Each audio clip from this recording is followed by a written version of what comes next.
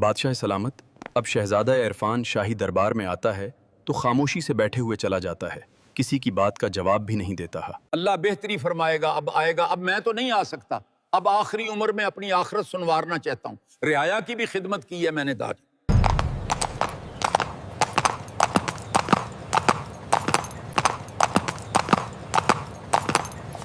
ملکہ فلک کہاں ہے؟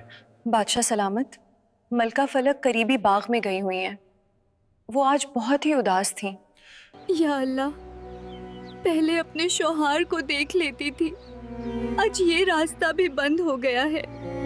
یا اللہ، تو رحیم ہے، رحم کر مجھ بے بس عاجز پر، میرے شہزادے کو مجھ سے ملا دے۔ یا اللہ، تیرا لاکھ لاکھ شکر ہے کہ تو نے اتنی جلدی میری دعا قبول بھی کر لی ہے۔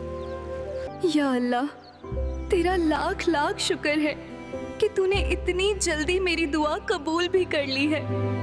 میری پیاری مالکہ، میں معافی کا لائق تو نہیں ہوں، مگر تو بڑی حوصلے والی ہے، مجھے امید ہے کہ معاف کر دو گی۔ بادشاہ سلامت، کہاں جا رہے ہو مجھے لے کر؟ آپ بھی دیکھ لو گی وہ جگہ۔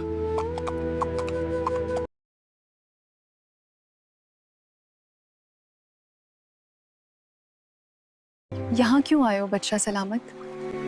پہلے تو آپ بادشاہ سلامت مت کہا کرو، آپ ہی صرف میرا نام لے سکتی ہو۔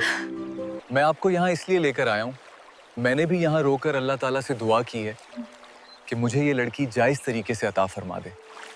اب میں ان لوگوں کو کڑی سے کڑی سزا دوں گا۔ جس نے یہ کیا ہے، تحقیقات کے لیے کام شروع کر دیا ہے۔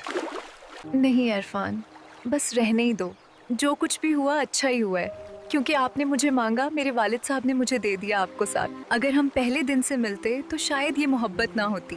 اب دیکھ، تو نے رو کر مجھے مانگا، میں نے بھی رو کر تجھے مانگا۔ مجھے یقین ہے کہ اب ہماری زندگی بہت خوبصورت ہوگی، انشاءاللہ۔